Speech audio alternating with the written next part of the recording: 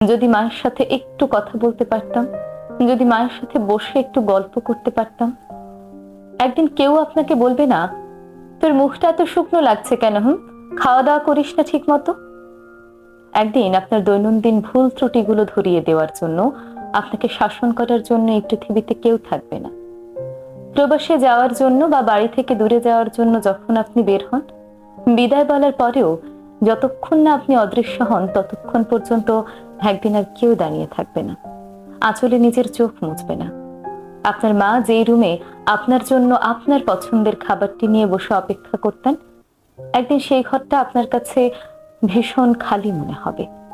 একদিন আপনার জন্য নিঃস্বার্থে নিজের সবকিছু বিসর্জন দিয়ে দিতে পারে এমন কেউ থাকবে না। একদিন তাদের কণ্ঠ নীরবতায় বিলীন হয়ে যাবে, হাজারো ডাকলেও আর সাড়া দেবে না। সময় বড্ড নিষ্ঠুর জানেন, সময় কারো জন্য অপেক্ষা করে না।